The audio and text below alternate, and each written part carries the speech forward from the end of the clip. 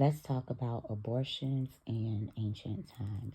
Hey guys, this is Jacolia of Jacolia Gems. Thank you for once again coming back home, family.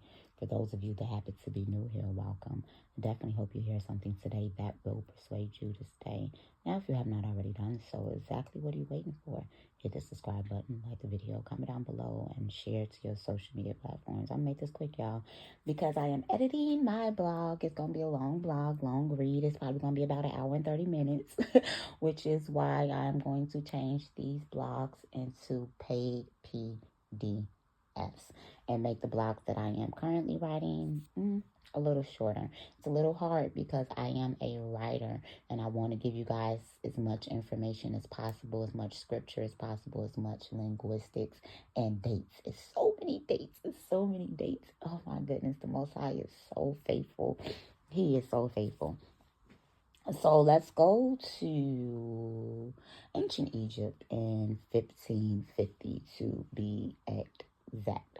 So when we begin to look at Egypt in 1550, this is around the time that the Hittites with their horses and chariots were pushed out of Egypt. Alongside them were the Amorite Hyksos.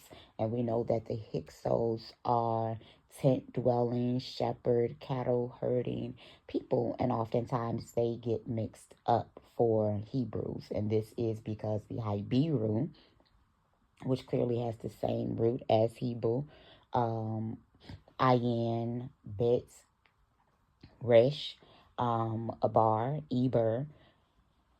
They are seen in second millennial BC alongside these Hyksos coming into ancient Egypt. It's very essential to know that these are Hamitic people. Even more importantly, that the Cushitic, Amorite, and Hebrew people were seen in Mesopotamia, the Indus Valley, China, West Africa, and they also sailed over into the Americas. Now, during the 1550, when the Hittites were pushed out with the horses and chariots, you will begin to see this Indo-Aryan invasion, and these are just people from the Iranian plateau, and we know that Iran, Iraq, Mesopotamia, they are all right near one another. So when you have this invasion with horses and chariots, we have no other choice but to look at the Hittites. Most importantly, when we begin to study the language that was brought in, the Sanskrit language, it is stated that the Sanskrit language has some relation to the Kassite, Kassite people. And we began to see them around like 1507, 1550, the same amount of time, right? And they are part of these sea lander people. And their language ended up crossing paths clearly with the Hittite people. And when you begin to look at these Kassite people, this is literally the descendants of Calshuim, Calsu,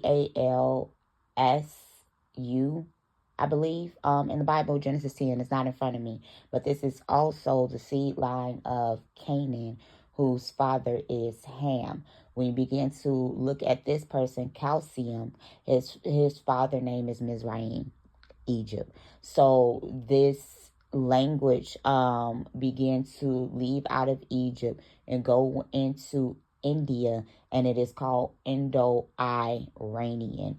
And when you begin to look at the Indo factor, this is the India, Iranian, Iran. And so this is why it be called Indo-Iranian. So when we go back into Egypt in 1550, we need to be aware of the fact that this is right before the birth of Moses. He was born in 1507. There's a papyrus by the name of Eber's papyrus, and this is just going to be Hebrews papyrus, where there are instructions for talking about the parasites that come in with catfish. We began to look at Narmer's Noon, Resh, Mem. This is the same root as Nimrod, the same root as leopard. And when we look at Narmer's palette, which dates back to 3100 BC, we see that Namer is represented by the catfish. That's the spelling of his name. And so the Hebrews papyrus was speaking on the parasites that come along with eating catfish. And when we begin to see that catfish is deemed unclean for the Hebrews to begin to consume. We will also see on Namer's palette that it is represented by a serpent mixed with a leopard. And so that's why it's very essential to go to the root to have some etymological connections to begin to prove that Narmer's palette is Nimrod's palette as well. And this is the representation of the Ubedian culture from Mesopotamia, which would be the Nakata culture in ancient Egypt. So in 1550 BC, on the Hebrews papyrus, they are giving instructions on how to, y'all, my kids just walked in, so I'm going to make this quick. I got to talk to my babies. They were giving instructions on how to abort fetuses. And they had herbal renditions and things of that nature. And you can actually go and look into ancient Egypt hieroglyphics and you will begin to see this. Now, we all know that during the time of Moses, a prophecy ended up going out concerning a child that will be born as a deliverer to begin to deliver the Hebrews out of captivity. Because when